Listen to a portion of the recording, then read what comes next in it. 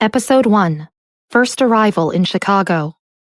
At the end of August, when autumn was ready to bid adieu, making way for winter, the sun hung overhead in the afternoon, and a heat wave came to a little town called Fairfield. On the second floor of the town's Central Health Institute, a girl casually leaned against a shabby door. She wore a simple black and white shirt, and her collar crooked when she lowered her head. Her sleeves were folded up. She wore a pair of low-rise jeans that were a little old and stretched at the waist, and exposed some skin. She definitely stood out. When the nurse saw a man pass by the girl for the third time, she handed the girl a lollipop and scoffed towards the ward. "Bessy, are your parents here?" Bessy Miller focused on unwrapping the candy. "Probably," she replied and put the lollipop in her mouth. The nurse scoffed. "I haven't seen them." Then she hurried away with the medical record. Inside the ward were Bessy's biological parents, Grace Smith and James Miller. The two have been divorced for over a decade. Bessy had been raised by her grandmother, who had fallen ill and had to transfer hospitals, so Grace and James had to come back. Bessy leaned against the wall, one leg curled slightly as she listened indifferently. Through the door, one could hear Grace Smith's indifferent voice. "James, my mother is in a serious condition. I will take her to Chicago for treatment."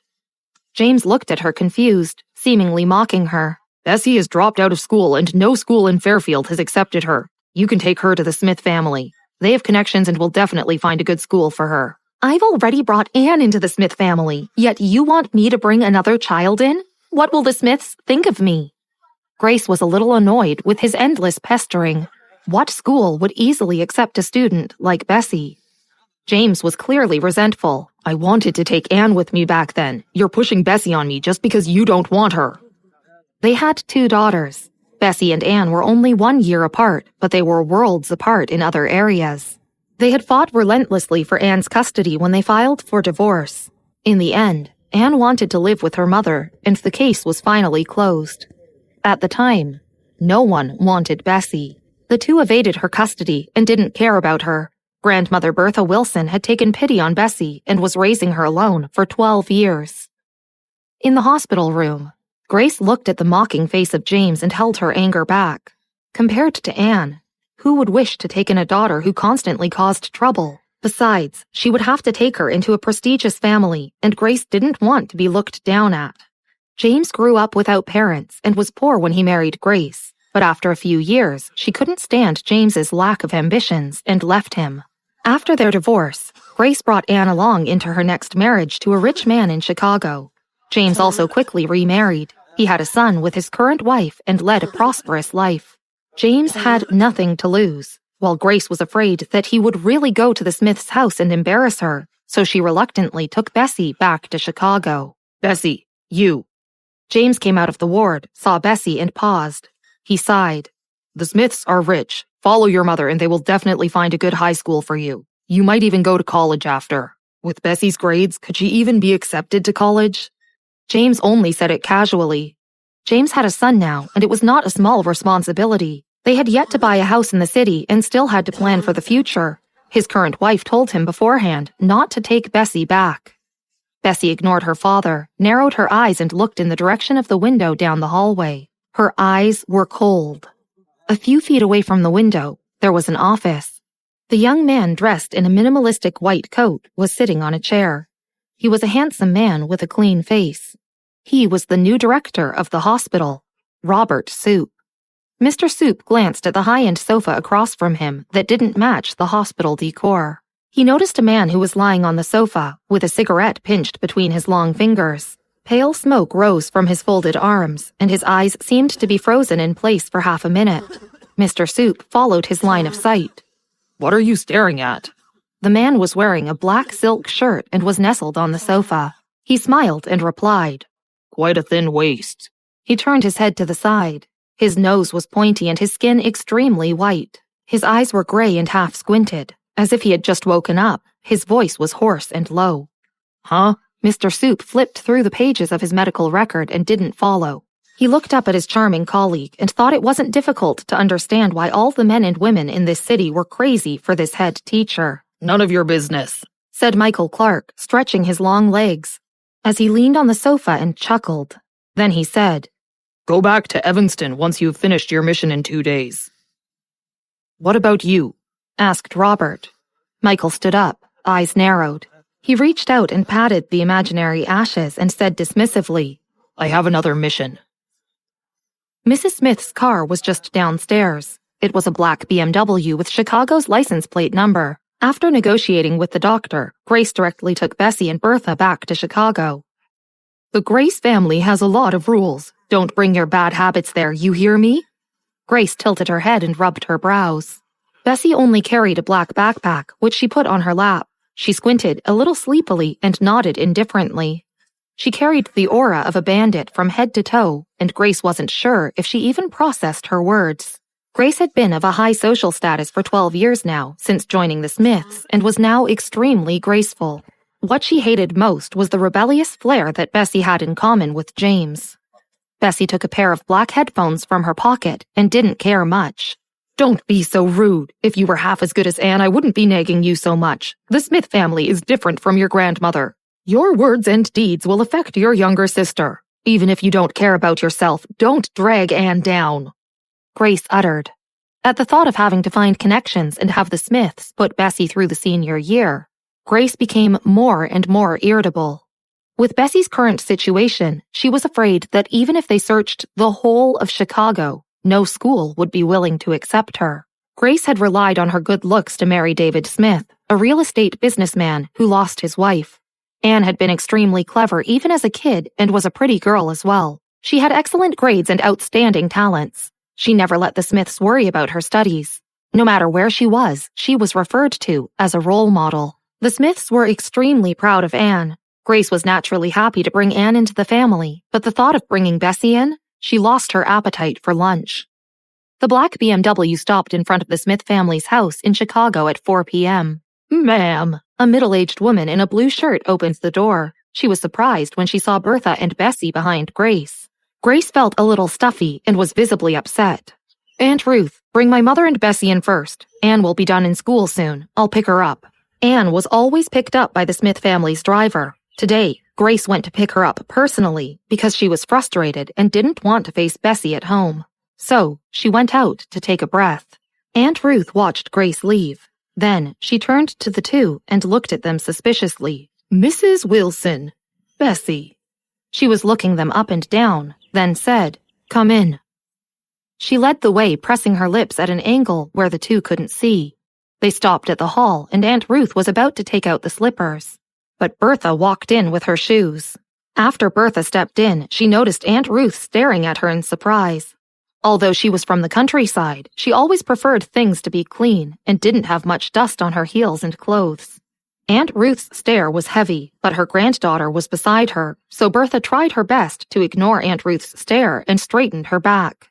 She took a step back and wanted to change her shoes, but Aunt Ruth shoved the slippers back inside.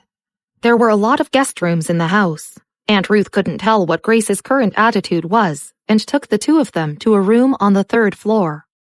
At the corner of the 2nd floor, there was a half-opened door with a violin in the room. While passing, Bessy gave it a second glance. Aunt Ruth looked at Bessy and said blankly, This is Miss Anne's music room.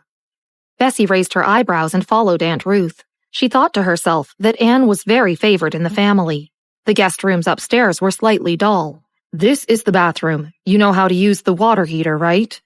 Aunt Ruth opened the bathroom door and introduced it as if the two were cavemen. Bessy sat on the low table with one leg slightly bent. She fiddled with the flowers placed on the table. Rest first. If you need anything, just call me. I'll be downstairs. Aunt Ruth said a few more things before heading down to the kitchen to help. After she left, Bessy locked the door. Bertha looked at the beautiful, spotless room and thought for a long time before smiling. This Aunt Ruth looks pretty. Easy to get along with. Next time, you and your mother... Bessy dumped the contents of her backpack onto the table. She raised her eyebrows but didn't reply. Bertha watched as Bessy played with her stuff and didn't disturb her. This granddaughter really had a lot of weird things. She remembered that one time she found a gun on her bedside table and she'd been really scared. But Bessy later told her it was just a toy gun. Bessy sat on the table with her legs bent and fiddled with the contents of her backpack. She carelessly placed a laptop with a logo, which looked quite new, on the table. Then, she took out a very heavy mobile phone. She proceeded to throw it on the table as she'd always been messy. She then picked out a white plastic bottle from the pile of items and shook it. A messy B was drawn with a black pen outside and a note was attached. Bessy tore off the sticky note and wrote a string of characters on it. She looked at it for a while and then tossed it aside. She only held the white plastic bottle in her hand. She tilted her head and looked at Bertha, then tossed the bottle into the pile. A while later, Aunt Ruth came up and knocked on the door. "Mr. Smith and Thomas are back. They're both downstairs and want to see you." The Smith family was a rich family and had been known for 3 generations in Chicago. David Smith wasn't 50 yet and didn't have the confidence that people of his age usually had. His youthful style, gentleness, and elegance could still be vaguely seen. His eyes under the gold-rimmed glasses always showed the sharpness that had been honed from his years of business experience. Even Bessy thought that her mother was lucky to have married Mr. Smith. Downstairs, David was whispering to Thomas. After all, she had to bring a daughter back again, and Grace didn't have the guts to make the decision. So, she called David when she was at the hospital. "I heard she left school for a year after making a serious mistake. She is also a big troublemaker. It's a bit annoying for her to be brought in." David thought about Grace's request and frowned. But trouble was under his nose. The Smith family never had such a rebel before. Thomas frowned, put one hand on the sofa, tilted his head and pressed his phone as if he was talking to someone. He didn't even lift his head when David was talking and was obviously very uninterested. But when he heard movement on the stairs, he raised his eyes instinctively and glanced there. He was stunned. Will this small town's beautiful bandit be able to survive with renowned and respectful Smiths, who already consider her unbearable big troublemaker?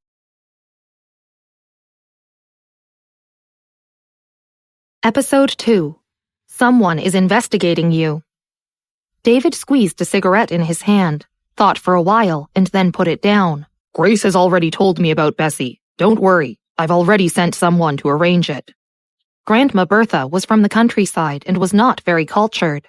She felt helpless and anxious about being part of such a rich family for the first time. Even if David's attitude towards her was good, she still felt slightly uncomfortable. He would occasionally make conversations with Bertha to ease her awkwardness while awaiting for Grace to come back. Bessy is casually leaning on the sofa and was playing a game on her mobile phone. Thomas could see her long eyelashes fluttering slightly through his angle. She seemed to notice him peeping at her and slowly raised her head. She was more relaxed and peaceful as compared to Bertha. Thomas's hand that held the teacup paused for a moment. He wasn't embarrassed to be caught in the act and just smiled distantly. Bessy looked away and calmly changed her posture. She continued to play on her phone. Thomas, who'd never been given the cold shoulder, was stunned once again. After a short while, he reacted and turned his brightly lit screen off. Then he leaned back and sneered. He had a frivolous expression on his cultured and refined face. Sure enough, as his dad described, she was a troublemaker. She was quite arrogant, he thought. Grandma Bertha knew that Bessy loved to play games when she was bored. It wasn't that she didn't want to control Bessy, but every time she looked at her with her pair of beautiful almond eyes, the bottom of her eyes would turn misty. Who could stand it? Grandma Bertha would then forget about her anger. Even if she played while bunking her class, Bertha would still turn a blind eye on it. She really adored the kid. But now, Bessy had already been expelled for a year, and Bertha had also found out about her illness. So this time, she ruthlessly ignored Bessy and her behavior. No matter what method she used, Bertha made up her mind to send her to a school in Chicago. David, the patriarch of the Smith family, was right in front of her. Bertha wanted Bessy to make a good impression on him. She had reminded Bessy more than once to stop playing her games and to behave in front of David. Bertha was worried. Who would take care of her after she was gone? Everyone in the room was in their own thoughts and didn't talk much until Grace came back with Anne. The atmosphere suddenly eased. David looked at Anne, who was following Grace obediently, and smiled with affection. Aunt Ruth, who had been cold to Bessy and Bertha, rushed to greet them and took the school bag from Anne's hands. She greeted them respectfully. "Madame, Miss." Everyone on the sofa, including David, stood up. Under Bertha's stare, Bessy reluctantly got up too. She leaned against the sofa and stared coldly at Anne and Grace. She looked arrogant. She gave them a glance before going back to staring at her phone. She wasn't playing games anymore and seemed to be chatting with someone. Bessy's accomplishments were already incredibly inferior compared to ordinary people, let alone to the outstanding Thomas. The thought of this was quite irritating to Grace. How could Grace have the face to talk about Bessy in front of the Smith family's heir, Thomas? Wouldn't it be a joke to mention her? So she kept talking to Grandma Bertha and David without mentioning Bessy. Anne was rehearsing for middle school's recital, so she came back late. Talking about Anne, Grace was flushed with excitement. The smile on her face faded a little. After Anne returned, she walked directly to Thomas. She held his arm and smiled at him. "Brother, why are you back?" "I have a project." Thomas narrowed his eyes. Anne was the only girl in the Smith family, so everyone adored her, including Thomas. While talking, he glanced at Bessy, who had one hand in her pocket and the other holding her mobile phone while leaning casually against the sofa. She was looking down, so it was hard to tell. Anne saw Thomas's strange expression and tilted her head. On the way back, Grace had informed Anne beforehand, so she knew that Bessy was here. She stared at Bessy for a moment and then glanced back. The nanny soon set the dinner. While eating, David glanced at Bessy. After thinking for a while, he said in a calm tone, "Let her go to first middle school. She and Anne can take care of each other." After David said this, the atmosphere at the dinner table changed. Anne paused. She glanced at Bessy and looked indifferent. "First middle school? Same class as me?" Because Bessy was 1 year older than Anne and thought Bessy was here to attend college. Even Aunt Ruth, who stood at the side, also glanced mockingly at Bessy. Then she quickly lowered her head. Grace's face was a bit stiff. She had never felt so shameful after being a part of the Smith family for so many years. But David's expression was the same. He said in a mild tone, "Your sister has to repeat her 3rd year due to some issues. Her grades couldn't possibly be good if she had to repeat her 3rd year." "Oh, I see." Anne smiled and nodded and stayed silent after that. Everyone in the Smith family knew that Anne had been among the top 5 students in her class. Grace intended for Bessy to be put into a private school and hadn't expected David to let Bessy go to first middle school. Everyone knew that that school was the best one in Chicago. To put a person like Bessy with such a bad record and grades into first middle school, David had to spend a lot of time and owe the principal a favor. They only had top students. A student like Bessy would be unusual. But it isn't easy to get into first middle school. Grace knew this. She felt depressed and immediately lost her appetite. She paused and thought of something. "Bessy, I remember you were enrolled in a violin class when you were young. What level are you at now?" First middle school had art class. Bessy lowered her head and gnawed on a piece of rib. She was absent-minded and didn't even look up. Grace was about to flare up when David glanced over. She suppressed her anger and repeated her words with a cold face. Bessy's sitting posture was unruly. She raised her legs, held her fork in one hand, and popped her arm on the table. She looked like a tomboy, proud and rebellious. As if she only heard the voice now, Bessy looked up. At the mention of Bessy having learned violin before, Thomas looked up at her. He heard Bessy say, "Violin?" and suddenly smiled. Her voice was dull and cold. "Oh, I don't know how to play." "You don't? How come? You started learning it when you were young," Grace questioned and gritted her teeth.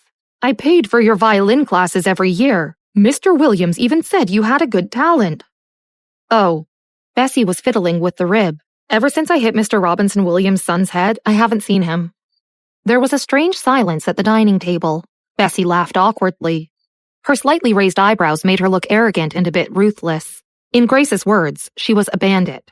Both bandit and wild, seemingly gorgeous and alluring, but untouchable. Grace glanced at her, eyes flushed slightly. "Bessy!" Grace remembered that Bessy had learned the violin when she was young. Since she wasn't good at studying, she could just change her path and take on arts. She didn't expect Bessy to take the initiative. David had seen Bessy's record in the afternoon. He knew she was a troublemaker, but didn't expect her to be so full of thorns. Aunt Ruth brought a cup of tea for Grace. Grace sighed, drank it, and stopped mentioning the matter. But her tight back showed that she wasn't in a good mood. David was busy with his business and naturally didn't have the spare time to spend around Grandma Bertha and Bessy. Or maybe he thought it wasn't necessary. After dinner, they all dispersed. When Anne obediently told Grace she was going upstairs to play the violin, Grace looked at her younger daughter and her older daughter. Both were obviously her children, but how could the difference between them be so big? "Go stay with your grandmother on the 3rd floor for the time being. I'll let Aunt Ruth clean up another room for you later." Grace frowned and tilted her head slightly. She suppressed the anger in her heart and lowered her voice. "Other than the bathroom, the 2nd floor has your sister's piano room. Don't bother her over nothing." As soon as Anne left, the tenderness on her face faded. Bessy leaned on the staircase and nodded her head indifferently. Since Bessy's attitude was fairly obedient, Grace's sullen expression finally eased. After all, she was her daughter and she still had feelings for her. Grace said a few things to Grandma Bertha before turning around to see that Bessy had her phone out again. She frowned and was about to nag at her, but it just so happened that the piano room on the 2nd floor wasn't fully closed, and the melodious and gentle violin sound floated out. Grace was relieved and said to Aunt Ruth, "It seems that Anne will go to 10th grade soon. Bessy, learn from your sister more. There should be a beginning and an end to everything." Her words turned to Bessy again. Bessy stared at the 2nd floor, rolling her eyes. She turned and went upstairs, ignoring Grace. Grace pointed at her back with a flushed face. She thought about just how Bessy had slammed a brick again and again on her head. Grandma Bertha frowned, but was reluctant to fault Bessy, so she could only calm Grace down. Upstairs, the nanny had already taken Grandma Bertha's things to the next room. Bessy took a bath and, before her hair was completely dry, she tied the straps of her bathrobe while reaching out for the new-looking computer from her backpack. Next to the computer was a heavy mobile phone, which looked different from the mobile phone she usually played games on. She didn't look at the phone, just pressed her towel on her head and placed the computer on the table. As soon as she opened the computer, the desktop screen appeared. The computer desktop was empty, except for the desert background. There was only a white mouse arrow and no other icon could be seen. It was a very warm yet oppressive desert color. Bessy pressed a few keys, then got up and poured a glass of water. She sat on the chair with a glass of water and a face appeared on the computer screen. The other person was wearing a white shirt, holding a cell phone in one hand and a medicine box in the other. With a white shirt on, sculpted eyebrows, perfect skin. He looked quite handsome. "Someone is investigating you." Bessy leaned on the back of the chair and took a sip of water. "Someone from Evanston. I've sent you the information." Who was this person and why would they investigate a small-town teenage girl? At the age of 6, Bessy already knew that she was different from the others after finishing her elementary school course. She couldn't play with her peers and would occasionally have episodes. Her neighbors all thought she was crazy and avoided her.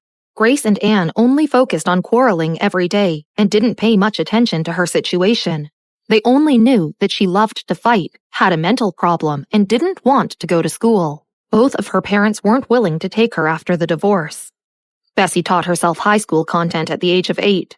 At the age of 9, she assembled the first computer and used her own code to break into a hacker website.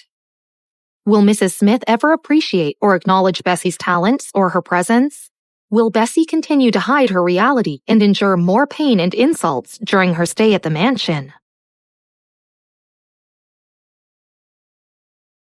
Episode 3. Codename B. In the video chat, the man squinted his eyes. Daniel Brown, a doctor who traveled all over the country, had excellent medical skills and a strange temper. He traveled around the world to treat the poor. This time, there was a terrorist attack in the Middle East, so he immediately took his medical kit there to help. Bessy only knew that he was a doctor. He also didn't know much about her except the fact that she was a hacker.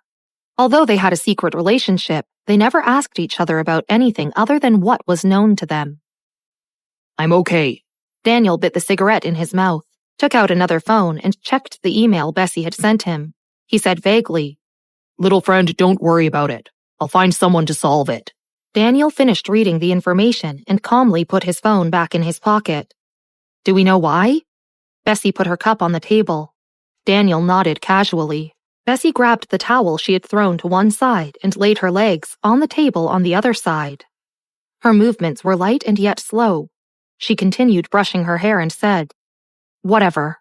"Don't be disappointed. When you're as good as the hacker B, who has been circulating on the internet recently, I will show you the outside world." Daniel casually reassured her. Bessy, a girl full of thorns, bad grades, and good for nothing, as described by her mother, was actually a mysterious hacker with a secret phone and computer. Bessy and Daniel were discussing an experienced and skilled hacker hiding in the unknown depths, named as B. A code name, unknown gender, unknown name, unknown age, unknown appearance. 3 months ago, they had lost contact with 7 undergraduates overseas. The embassy communicated with foreign ministries, but the investigation did not come to fruition, as it concerned military satellites. It caused an uproar locally, as tons of people took to the internet to voice their distress. Just as the embassy members were out of ideas, a hacker appeared out of nowhere and disabled the military satellite system of that country. Not much was known about the hacker, except that the person used the code name B. An ordinary hacker who had never been known in this field had suddenly become as famous and popular as the top 5 hackers. And he was now being looked into by the Interpol. From then on, the codename B practically became synonymous with mystery and was hailed as the pioneer of modern hacking. There were too many different versions about the story of B, but no one was truly able to find any instrumental clues about this person. Bessy did not look up. There were no outsiders around her, and her legs were casually propped up. In the light, her hands holding the towel were so pale. So early? Daniel smiled and thanked the passerby who said something to him. His eyes returned to the phone screen, and he paused for a moment. Just as Bessy was about to click on the link, he said, Bessy, you're in a dangerous situation right now. As the night approached, Chicago looked mesmerizing, with sparkles of city lights all around. But the lights in the school doctor's office were dim and soft. The girl rested her cheek against her left hand as she sat opposite the doctor. The painkiller can only alleviate your toothache. You'll still have to go to the proper hospital tomorrow, the young person said as he wrote on a medical record.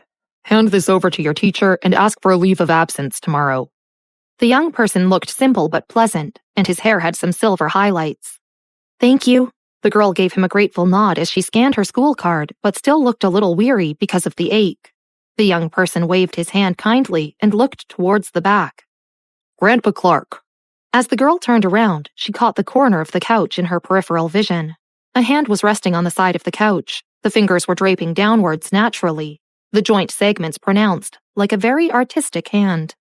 The young person touched his earpiece and quietly said, It's already 8. Is the task through this time? Michael Clark was up to something and hadn't slept in days. He gave a tired acknowledgement. Went to look for Robert's soup. He didn't explain further. His actions had always been kept rather secretive. Even Sir Joshua Clark wasn't too sure what he was onto. He got up with the support of that hand on the couch. His eyes were too beautiful. They charmed others even when he wasn't smiling. Just like a rose at dawn. A while later, he casually said, Go home. The young man quickly walked before him and stood there respectfully. Grandpa Clark of the Clark family was the devil incarnate of the city. At 16, he started a firm and handed it over to his older sister in the due course of time. The enterprise was now one of the top 5 firms in the country. At 17, he was suddenly inspired to research robots with a group of like-minded people, and these robots were now exhibited internationally. At 18, he tried out being a police officer. A few years later, he decided to become a surgeon, and this surgeon was different from the rest. He only took up 1 operation a month, and still, the quota often went unfulfilled. There was no other reason except that his hands were hailed as the hands of God. He refused to stay on in that place too and ended up in an ordinary school as the school doctor, and he was different from the rest yet again. He got an assistant. The assistant did his daily work for him.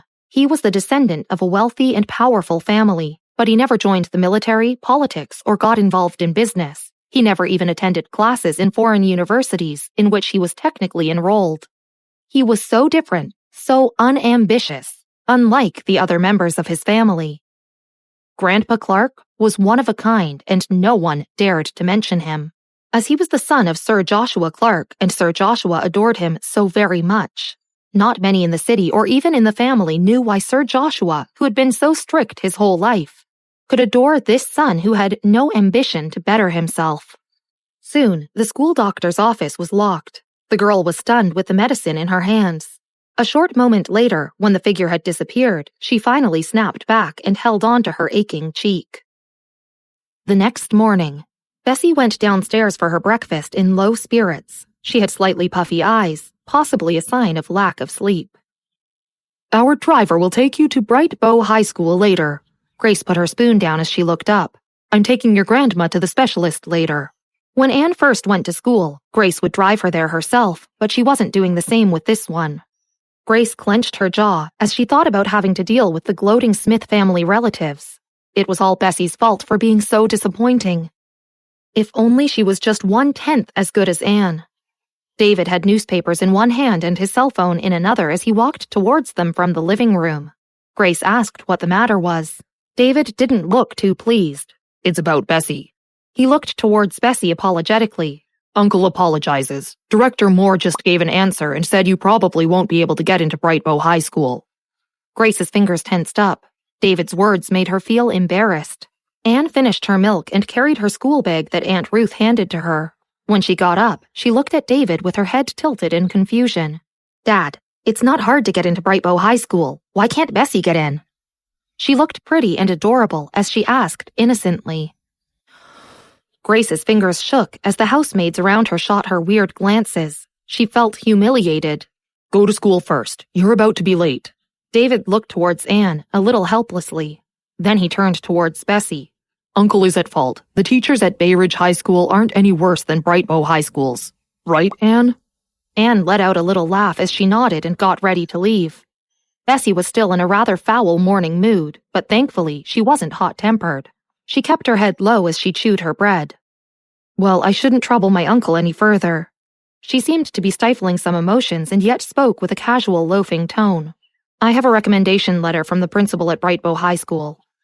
David had looked through Bessy's records before. According to him, this girl was simply a mess. Her grades were the worst in school. She'd gotten into fights countless times and the gap year she took was for no valid reason. While Bright Bow High School was very particular about the promotion rate of their students, Bessy's study history was simply too horrible. Director Moore couldn't bring himself to accept her. He knew that Bessy wasn't the most favorable choice, but didn't expect her to fall short enough that Director Moore wouldn't take her in. He thought about finding a private school instead, but things were getting odd now. Anne stifled laughter as she turned to ask, You said you have a recommendation letter from our principal? Bright Bow High School had been a renowned elite school for the longest time. Anyone who could work their way up to become the principal was certainly somebody with a powerful background. Even David had only looked for Director Moore.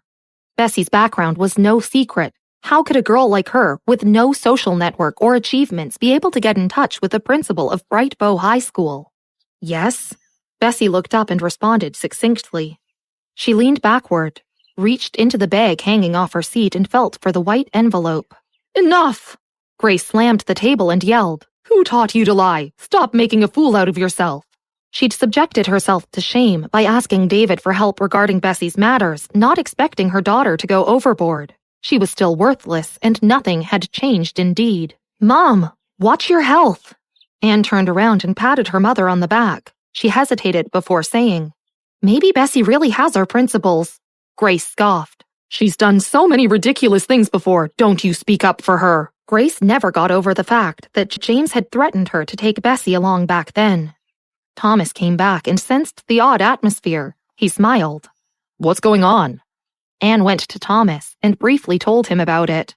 It was a pretty absurd matter. Bessy finished her porridge, held the letter in her hand and carried her bag. She got up. I'm going to school.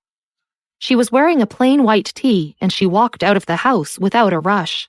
She practically didn't give a hoot about what had just happened at home. Grace was left fuming. Did Bessy really leave for school, or was it just an attempt to get away from all the toxicity around her? Episode 4. A Shock for Smiths. As Bessy was leaving along with the letter, she heard someone's voice, but then she decided to ignore and move along. Where's Bessy going? Anne said. Actually, she just has to admit her fault. It's no big... Thomas suddenly said. She's not lying.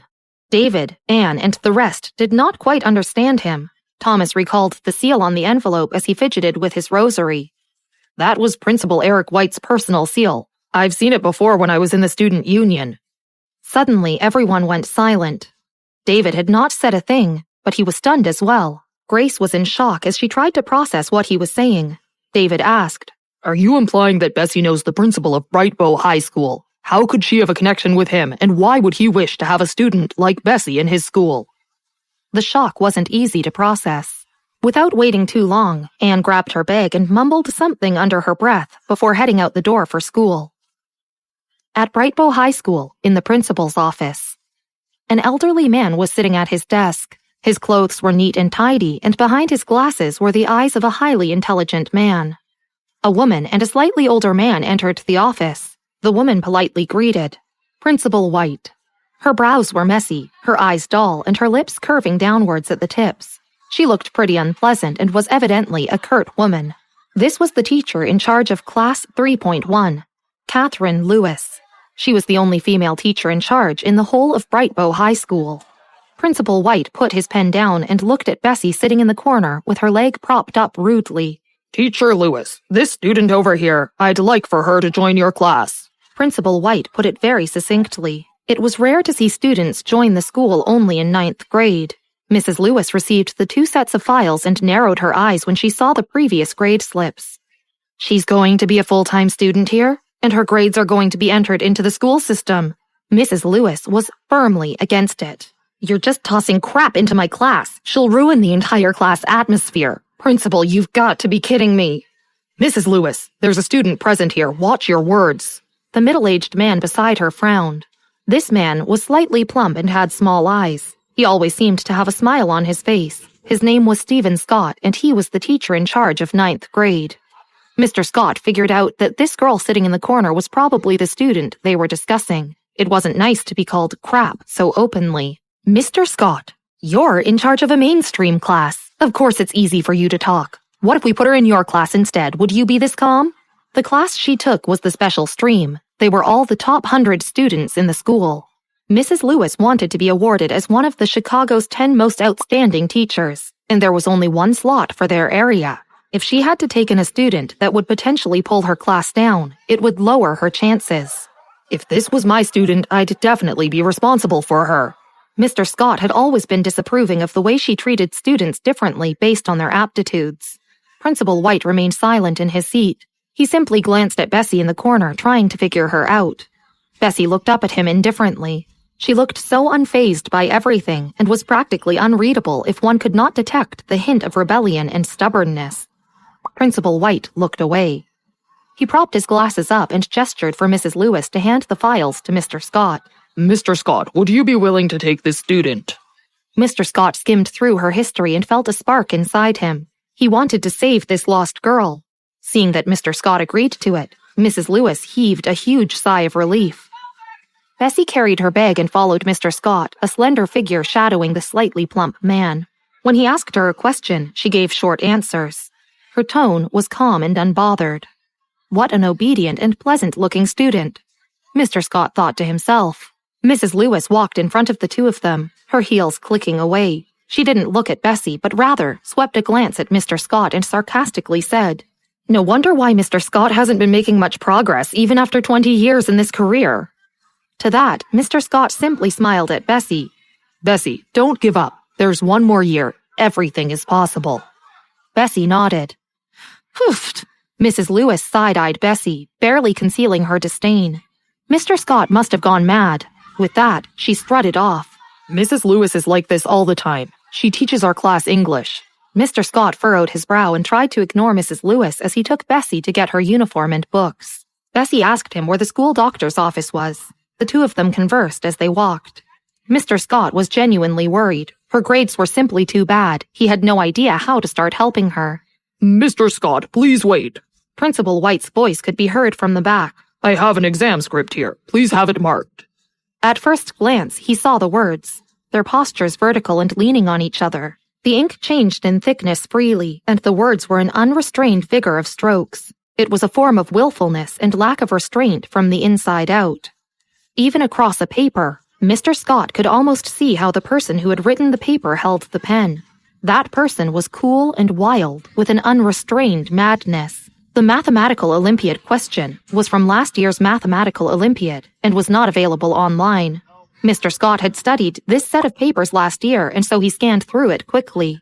A large part of the problem-solving answers was different from the solutions he had read before, but the general direction was right. There were not many questions on the paper, but Mr. Scott looked at it for a long time. I don't know much about the Olympiad, but I wanted you to help me look at how that kid is doing. Principal White poured a cup of tea for Mr. Scott and passed it to him. Mr. Scott took the cup and didn't drink it immediately. He just held the paper and looked at it for a long time. Principal White, who did this? A student in our school? Principal White did not answer. He took the teacup and asked softly, sighing. Was it done well? It's more than good, Mr. Scott said, with a regretful tone tinged with curiosity. If I had seen this student 2 years earlier, the gold medal would have been ours. Principal White smiled and did not answer. Mr. Scott could not help but ask again. Is this person from our school? The best students in math were Kenneth White from their class and Thomas, who had graduated earlier. However, they couldn't even compare to the person who did this paper. If this person was in their school, they would be able to hit a new high. But it didn't seem possible, as he couldn't have not known about it, and the name of that exceptional student remained a mystery. Bessy went to the school's medical office. There was a very simple gray door that was half opened. Not far away, a group of girls in PE class frolicked with each other and looked at the school medical office. There seemed to be some treasure there. Samuel Bright touched the shining studs on his left ear. He smiled and dismissed the 23rd girl this morning before smirking at Michael, who was lying on the sofa. Your market price is just as in the past. Michael pulled the blanket over his face. Shut up. Don't make noise. Samuel mimicked a zip over his mouth. He looked up. This girl looks good. Samuel quickly changed his position and made a pose. He held his black gel pen, said hello casually before saying rudely, Where are you uncomfortable? Bessy looked over at him at the medicine in the cupboard. Is there a sleeping pill? Her voice was neither cold nor warm. Sleeping pill? There had been many girls who had asked for medicine just to see Michael, and she was the first one to come here genuinely for medicine. Samuel felt that it was very rare. The sleeping pills are prescription drugs. I can't give them to you. A sudden, low voice interrupted him. How many? Samuel turned his head suddenly. Michael's long, clean fingers stopped on the box containing sleeping pills and looked up at Bessy. 10, said Bessy while staring at the box of pills. Michael nodded. He counted 10 pills, wrapped it in white paper, and handed it to Bessy. She took it. She didn't expect the transition to be so smooth. She thanked him and slowly put the medicine away. Her face was so beautiful, but her delicate eyebrows couldn't conceal her personality. Michael looked at her sideways and suddenly smiled. You're welcome, but the prescription drugs need to be signed, he said. He pushed a list over. Bessy held a pen with her left hand and signed it. Michael looked down at the written name. Bessy. When she left, Samuel asked, Do you know her? Michael narrowed his eyes slightly and smirked. Thin waist. Huh? Michael stopped talking. Is there something going on? Samuel stroked his chin and smiled wretchedly. Michael looked at the ugly handwriting on the medical record and said lightly, I'm a doctor in the school. This is my duty. Samuel said, Did this thought strike you now? A group of girls pushed the gray door open. Samuel looked at Michael, turned back, then he said 3 casual words. Don't make noise. Samuel said nothing. He looked in the direction where Bessy was leaving. Other than being especially pretty, he couldn't see anything special in her, and her handwriting was so ugly it was a little cute. Mr. Clark couldn't possibly throw away all the noble ladies chasing after him in the city and fancy that girl, could he? In English class, the fishes and dragons were mixed together. In the last row, a youngster leaned on the table and whispered, Kenneth, I've asked around. The class president was unhappy in the morning because of her sister. Just why on earth would Uncle Smith put her in our school and make our class president feel awkward? He rubbed his chin and said, I heard that she took a year off school just to quarrel. What an angry soul she must be, right? There were also other school bullies, but most of them looked fierce as compared to the new girl. The youngster tittered. It seems like she has come to Chicago and wants to enter high school because of Anne. Kenneth took out his notebook and threw it on the table with a slam. He said lightly, A painting of a tiger turned out to be a dog. They were yet to ring the school bell. Mr. Scott had entered the class early and was beaming with joy. Today, we have a new member joining us in our English class. Everyone welcome her. The mystery behind the brilliant student who solved the Olympiad paper remains unearthed. Will Grace and Smith's family come to terms with the fact that Bessy had made it to the prestigious school of Chicago? Will Bessy be able to adjust and hone a few skills in first middle school? Episode 5. Bye. See you soon, Grandma. Immediately after Mr. Scott said that, the class went silent. The youngster sat down, took a book, and poked Kenneth's back. What a coincidence. She just happened to be assigned to our class. Kenneth leaned on the back of his chair with his hands crossed. He was born handsome, and when he frowned, his face looked a bit unhappy. Why, Paul, do you know the new classmate? Paul Adams' deskmate came over and asked with interest. At the beginning of the senior year, the teachers of each subject were strict with them, and not many interesting things were happening. Having heard this, a bunch of people in the back row came up to them. I just know that it's a girl, but don't get excited. Paul rested his hands on the table and grinned. He didn't mention that this new classmate was Anne's sister. Anne was a person who was drawn to their circle by Kenneth, and it was no secret that he liked her. Why? At the news that it was a girl, everyone grew excited. She is retaking a year in our school and is from Fairfield. Paul shook his head. You know, Fairfield is one of the 3 major poverty-ridden places in the area. Immediately, they visualized her in ragged and old clothes. They assumed that she would have hailed from a not-so-wealthy background. Darn you, Paul, why are you like this? You're not giving room for imagination. A teenager next to him spread his long legs out. Mr. Scott was about to say something, but he saw that Bessy was still not inside, so he tilted his head and said with a gentle expression, Bessy, come in. Bessy was still outside the classroom, holding a school jacket and a few books. She held the books with one hand and placed the jacket on top of the books. She held her phone in the other hand and was looking at it. It was the news of Daniel Brown. Bessy took one glance at it before casually shoving her phone back into her pocket. When she heard Mr. Scott's voice, she took the books, jacket, and walked into the classroom. Paul lowered his voice and said while spinning a pen, Kenneth, do you think she got scared? I searched and found out that Fairfield's education isn't good. She's really damn brave to come to Bright Bow High. Kenneth looked down at his phone and then he pulled his chair and got up. I'm going to the auditorium for Anne's violin lesson. Kenneth first saw Anne because of her violin performance at the opening ceremony. Anne had attracted him with her beautiful violin melody. He went out through the back door. He just happened to walk past Bessy. I'm so jealous of him, Paul said. He wasn't as bold as Kenneth and said gloomy, I also want to see Anne play the violin. What's there to know about a new student? He kicked his legs at his deskmate's table, hoping for validation. But his deskmate didn't speak, and the classroom fell into a weird silence. All the whispers disappeared instantly. They were all staring at the podium, the silence of the classroom marking their astonishment. I'm Bessy. Bessy shifted her position and held books with her other hand to write down her name on the blackboard with chalk. She was obviously very polite. She even had a sort of rebel attitude in her that was carefully hidden. But her careless and casual movements clearly and yet indistinctly brought her personality out. There was utter silence in the class.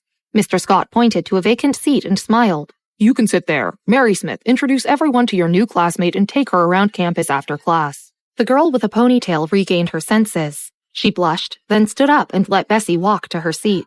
Paul and a few boys in the back row had not anticipated this student, but they had probably already sketched out her image in their minds.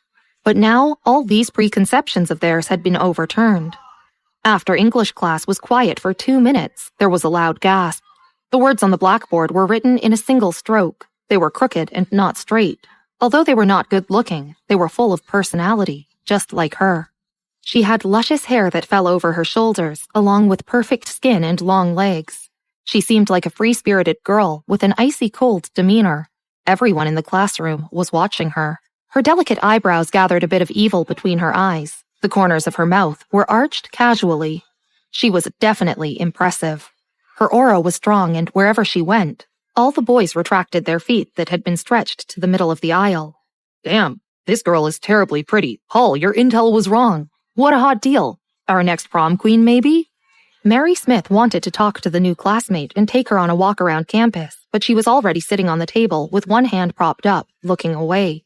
Mary seemed utterly frightened, but wanted to have a conversation with her. After one lesson, Bessy put her school jacket on and asked Mr. Scott for an accommodation form. She also asked for leave.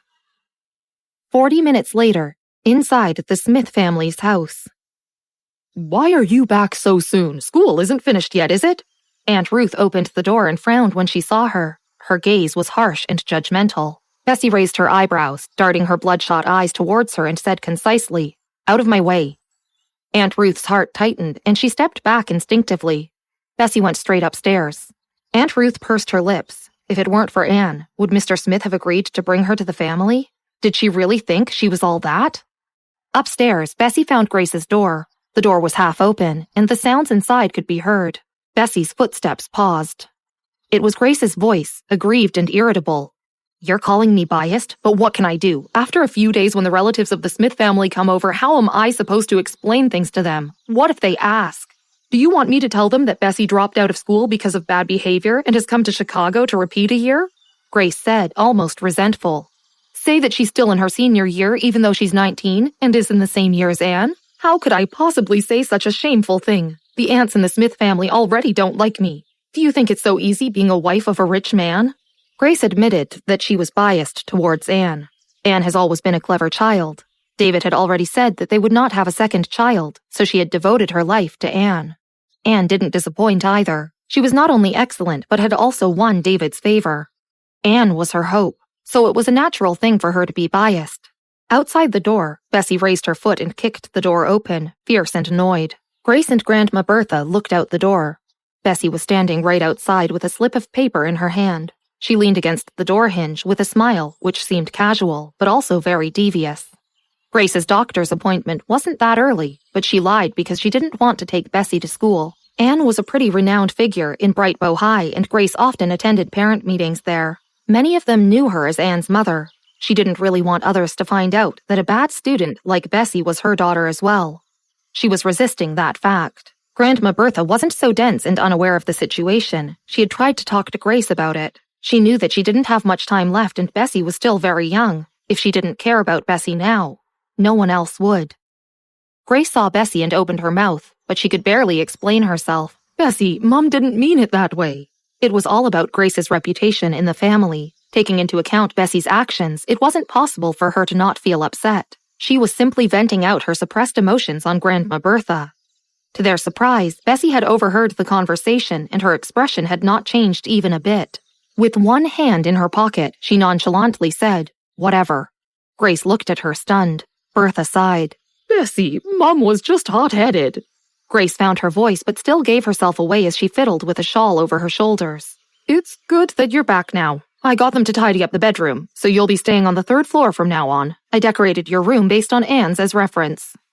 "No need for that. I'm just here to tell you." Bessy narrowed her eyes and said slowly, "I'm living in the dorm." With that, she turned away and went to pack her things on the 3rd floor. There was nothing much, just a black bag, a laptop, and a cell phone. Bertha followed Bessy into the room. "It's not a bad idea to stay on campus." She paused before going. "You've to get along well with your friends. Don't lose your temper too easily, and most importantly, take care of yourself," said Bertha with teary eyes as she had never left Bessy on her own. She was precious to her, because she had raised and nurtured her. She took a look at the guest room that Grace decorated not too long ago. The colors were warm and welcoming, the sort that Anne would like, but that Bessy was not quite into. She took her time to pack her bag before zipping it up finally. Grandma Bertha eyed her. "Bessy, why did you lie to your mom?" Bessy slung her bag on her arm and looked at Grandma Bertha, urging her to go on. "You were already very skilled at playing the violin when you were 9. Grandma Bertha put her hand to her forehead. "The renowned teacher had come over to live in Fairfield for 6 months, and she'd wanted to take you on as her student. Why didn't you tell your mom that?" "There's not much to tell her about," Bessy casually said as she rested her hand on Grandma Bertha's shoulder. "Don't worry too much. Auntie said Mom was very pretty when she was younger, and she was your favorite. Now that she's brought you over here to take care of you, you can just rest. I'll come to visit you once my vacation break begins." To be fair, Grace was very respectful and filial towards Grandma Bertha. The elderly liked having their children and grandchildren around them, and Bessy knew that was the same for her. They headed downstairs together. Grace was left stunned as she sat on the couch in the living room. She saw Bessy head down the stairs with her bag slung over her shoulder. She stood up, realizing that Bessy meant it when she said that she was moving into the dorm. Bessy didn't bring along anything she'd prepared for her, whether it be the whole wardrobe of pretty clothes or the branded backpack. Grace had no idea how to respond or what to say to the situation. How could anyone not like living in a big house, wearing brand clothes or carrying brand purses? "I'm going to school. I'm counting on you to take care of Grandma. I'll head to the hospital when I'm on vacation break. Bessy had one hand in her pocket and her eyes looked cold and distant. The Smith household wasn't very far away from the school, and they had their very own nutritionist. Year 3 students had a rather hectic workload, and it was all the more stressful at Bright Bow High. Any family that could afford to have parents stay home to guide their children would do it, rather than have them stay on campus.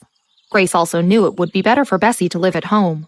But as she watched Bessy head towards the door, she remembered that a few relatives of the Smith family were coming over in a few days. Eventually, she decided not to ask Bessy to stay. Grace got the chauffeur to send Bessy to school. Your older brother and younger sister are all... Forget it. Just study hard. As she saw Bessy leave, the tension she'd been holding inside her dissipated all of a sudden. Grandma Bertha walked Bessy to the door, and when she offered to accompany her to school, Bessy declined and said, Bye. See you soon, Grandma. Bertha stood at the main door. She knew that Bessy had her own quirks and likes that others found it hard to understand. But as she looked at the black bag on her shoulder, Grandma Bertha suddenly realized that Bessy never even brought her things to the Smith house in the first place. She'd been planning on living on campus the whole time. Will it be easy for Bessy to live on campus, away from her grandmother who loves her unconditionally?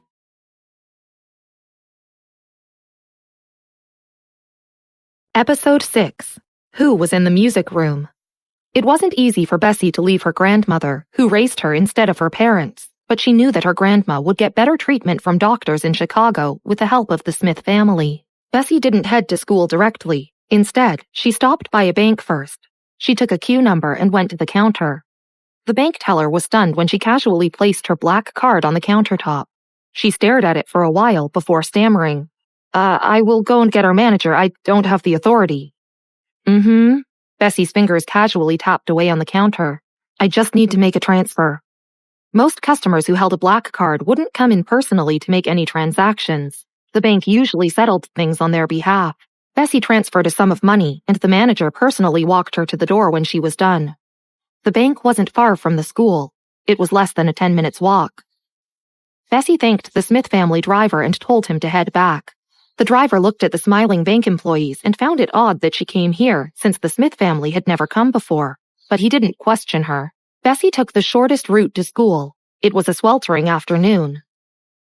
Where's the hotel Mr. White was talking about? Samuel Bright's ear stud reflected the bright sunlight. Michael was following behind him. The sun was bright and glaring, yet the black top he was in didn't make him feel uncomfortable or stuffy. Instead, he looked quite chill. He was practically unreadable, but still good-looking. He was about to find a shady tree to wait under while Samuel asked for directions, when he saw a few people with brightly colored hair standing at the corner of the road, all surrounding one person. She was wearing a bright bow high jacket. She looked calm and unbothered. Michael paused. When Samuel was done asking for directions and hung up, he saw the scene. The few students surrounding the single person looked roughly 18 or 19 years old and had cigarettes sticking out of their mouths. He glanced at her long legs before shifting his eyes to her face. Michael furrowed his brows. You go over. Saving a damsel in distress was something Samuel wouldn't mind doing. He rolled his sleeves up a little and fixed his hair, but before he was done, someone kicked him in his calf. He turned around and saw Michael with both hands in his pockets, looking at him with contempt. Hurry up, what are you waiting for? Samuel hurried towards that girl. Hey, you're a student from Bright Bow High. Why are you out here playing no-show? The leader of the gang puffed a ball of smoke in Bessy's face and chuckled. He looked mean. Bessy responded rather seriously. No, I requested a leave. The few kids seemed a bit stunned. This wasn't a response they'd ever expected. Bessy took a step back. She placed her backpack on the pavement. Samuel was not there yet. Bessy then removed her school jacket, revealing a plain white t-shirt. Then her fair and thin elbows, and finally, her slender fingers. Michael watched her from where he stood. When she put her bag down, she glanced at him for a split moment. There was a brief eye contact, and all Michael could see was how pretty her eyes were, and in them, a rebellious teenager. His brows were knitted together as he heard that rather pretty girl say, I'll give you guys a chance. One of the smokers reached out to grab her by the elbow. Whoa, how about we give you a chance instead? Come with us and... Bessy took one more step back and kicked that guy in the stomach. He staggered backwards for a few steps, but was supported by his friends. He bent over in agony. One of the kids quickly stepped forward, trying to stand up for him, but he'd have to get a hold of her first. Bessy swiftly turned her body and avoided his grip. Before he knew it, she'd grabbed his collar and punched him hard in the face. He fell backward and reached to touch his nose, and all he saw was blood. Bessy didn't stop there. The last boy tried to punch her in the stomach, but she outsmarted him and grabbed his wrist before shoving her whole body weight at him. The scene was pretty quiet. Even Michael had not fully reacted to the situation. The 4 hooligans, who were at least half a head taller than Bessy, were now heaving and catching their breaths. One was on the ground, another was bleeding, and yet another was puking bile. Bessy clapped her hands together as a sign that she was done, went back to grab her jacket and her bag. She walked past that group of kids and furrowed her brows slightly, as if thinking about something. She then whistled at the gang leader and laughed. "Thank you," Michael heard her say as she passed him. Samuel had to close his mouth because his jaw dropped. He was annoyed as he watched Bessy walk to the school gate. I was the one who was going to save her. Why did she thank you? Michael slowly looked at him and said, "Let's go." Her tactics didn't seem that unorthodox, but I couldn't tell what it was either. It was 1 person to 4, and she'd easily beaten them with clean, swift moves. As they walked past the 4 boys, Samuel paused for a moment and commented, "Kids, that was so not cool of you." Michael looked in the direction Bessy walked in. Looked like she was headed towards the reception office. They walked to a cafe deep in the alley. "Mr. White," Samuel called out as a man was placing his order. Principal White smiled and said something briefly before turning to Michael. "Michael, what are you doing here?" When Principal White first knew that he was going to work as the school doctor, he had shaken his head in dismay. He knew that this man wasn't that easy to please. He smiled. "Just here to have a look." He then changed the subject. "I heard that Mr. White had been working here for 3 years and became the school's principal. I just wanted to see for myself. What's there to look at her?" Principal White smiled, but couldn't hide his sadness. "I've found a successor." Even Michael was shocked, not to mention Samuel. If those in the capital knew that Mr. White had found a successor, it would be a huge deal. "Who is it, sir? Is it your grandson?" Samuel didn't hide his curiosity. "That person doesn't wish to take over." Principal White shook his head but didn't say anything else. Samuel widened his eyes in disbelief. Michael sipped his tea quietly and didn't probe. Samuel could barely contain his curiosity. Bessy went to the reception office to get her luggage. It had already arrived at Brightbow High the day before Grace and her arrived in the city. There were 2 huge and heavy pieces of luggage, too heavy for her to handle on her own. Seeing that she was alone, the man in the reception office kindly offered to help her move her items to her room instead. Bessy had applied for a room on the 2nd floor, near the end of the corridor, room 216. It was a 6-bed room, but only 3 beds were taken so far, while the other 3 were full of other people's belongings. The beds by the windows were already occupied, so Bessy picked the bed with the least things piled on it. She then went to get a bedsheet. She opened one luggage bag and unpacked her clothes and everyday items, neatly arranging them in her wardrobe. As for the other luggage, she simply stuffed it under the bed without even opening it. After packing her belongings and having her meal, she still had about a half-hour to spare before her first afternoon class. She walked past the arts building on the way to her classroom. The windows were open on the 2nd floor, and she could see the musical instruments in the room. Bessy went up to the 2nd floor. There were a few people around, and it was very quiet. She opened the door to the music room and saw a violin right in the middle. She loved the violin. It made her feel peaceful. She'd look for a place to play the violin every once in a while. "Kenneth, I'm being serious. That new student is so damn pretty. A whole class was staring at her." Paul got excited as he spoke, holding a can of Coke in his hand. No one mentioned that she was Anne's sister. Kenneth wasn't listening to Paul. He was holding a cup of vanilla milk tea that he got for Anne in his hand. His handsome features were exuding a certain coldness, making it clear that he was uninterested in the new student that Paul was talking about. They walked past the arts building. Kenneth suddenly stopped in his tracks. A mellow, melancholic violin melody was playing. He looked up at the 2nd floor and his eyes lit up. Paul didn't know much about music and simply had his eyes on Anne because she was a popular girl. The music made him feel a little uncomfortable, not because it wasn't a good tune, but because the heaviness he could hear in it tugged at his heartstrings. He was about to say it sounded pretty good when he saw Kenneth turn away and walk towards the building. Paul was stunned for a moment before moving to catch up. "Kenneth, where are you going?"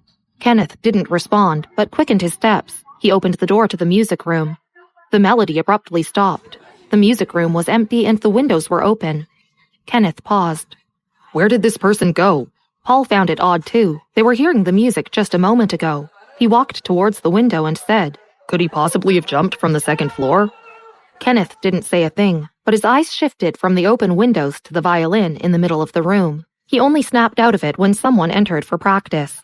He leaned against the piano casually and suavely, asking the girl who'd just entered, "Did anyone come in at noon for practice?" The girl looked confused. Kenneth repeated his question. "The teacher didn't plan any practice sessions at noon." The girl looked at Kenneth cautiously and stammered, "But only Anne knows how to play the violin." Kenneth was stunned for a moment, but didn't respond. His handsome features were rather warm and kind, but his eyes were strikingly cold, making him unapproachable. He said nothing more, walked out of the music room and headed for the class to hand Anne her milk tea. But she wasn't in the classroom. Kenneth thought for a bit before deciding to just leave it on her desk. Most of that class's students were already used to his presence every now and then, but a lot of them still had their eyes on him. Meanwhile, Paul was casually leaning against the doorframe and making small talk with the girls sitting in the first row. Seeing that Kenneth was leaving the classroom, he smiled. "Do you think it was Anne who was in the music room just now?" Kenneth didn't respond to that question because it was a mystery for him too. Will schoolmates ever get to know that Bessy is the girl of many talents? Is the jittery feeling felt by Kenneth a signal of a blooming mystery or romance?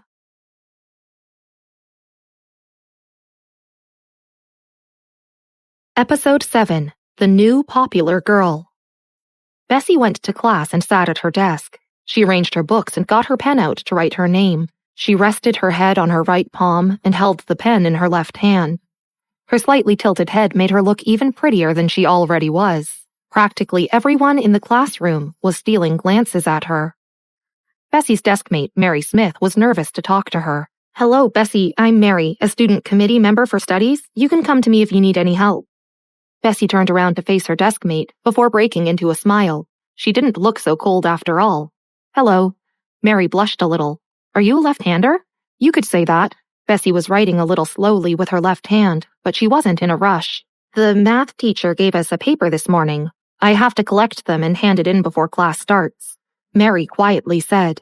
Bessy found the paper she was referring to, skimmed through it, and then stuffed it under her desk. She was in a much better mood than yesterday and didn't appear as distant or hot-tempered. She tilted her head and smiled, asking sweetly, "Can I not hand it in?"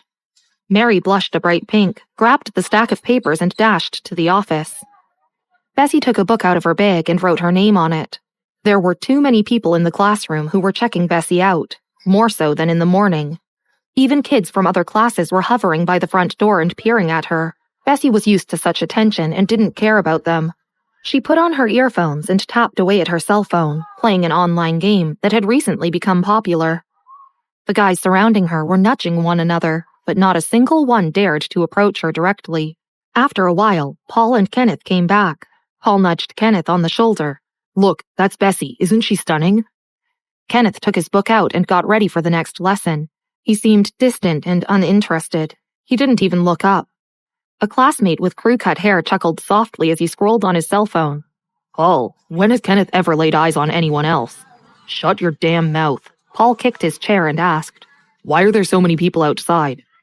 "Looking at that new girl?" the same classmate said, his eyes still fixed on his phone. He suddenly stopped scrolling and raised his cell phone up high. "Wait, what?" Paul turned around and looked at his screen. It was a social media page of Brightbow High. "Absolute Beauty, is that Anne?" There was a picture under the title. In the picture, there were a few kids on a street. They looked wounded and some blood stains could be seen on the floor. Not too far away stood a girl dressed in a Brightbow High uniform. She was slim, and her smile was radiant. She looked pretty laid back, and even though the picture was pixelated, her pretty face was in clear focus. There were more than 500 replies to that post. "What's this girl's name?" "This isn't what Anne looks like." It didn't take long for one of her classmates to post a reply as well. The classmate with the crew-cut hair lowered his voice and tried to hold back his excitement. "The new most popular girl in Brightbow High." Bessy was oblivious to all that was happening. She still had her earphones on as she played her game. Daniel's call came in, and she hung up nonchalantly. He called again. Bessy sped up and finished the game's round. She then got up and walked out. As she walked, everybody's gazes followed. The classroom that was filled with chatter suddenly became quiet. A group of people gathered at the back door. Bessy removed her earphones with one hand and glanced at them. She looked them in the eye. Everyone instantly made their way. Bessy got past the crowd and headed straight for the restroom at the end of the corridor. Daniel called again. She found a cubicle, sat on the toilet cover and answered the phone. Daniel had just treated a wounded child and was ruffling his head gently. He held the phone to his ear and walked away. After lighting a cigarette for himself, he smiled. You haven't replied to my text message this morning, and now you're hanging up on me? I'm in school. Bessy was fiddling with the earphones. Get to the point, my class is starting soon. There's something. Daniel puffed a ball of smoke, received a first aid kit from someone, and thanked him before going on. I've looked into the documents you gave me. What did you find? Daniel paused for a while before saying, almost in a slur. So I got the CIA to investigate it. But why did I see your name in the CIA list? Should I get my eyes checked? Bessy was silent for a few seconds before she shifted her sitting posture. Impossible. Daniel hid the medicine box and bit his cigarette. He seemed to chuckle a little, his voice gentle and sweet.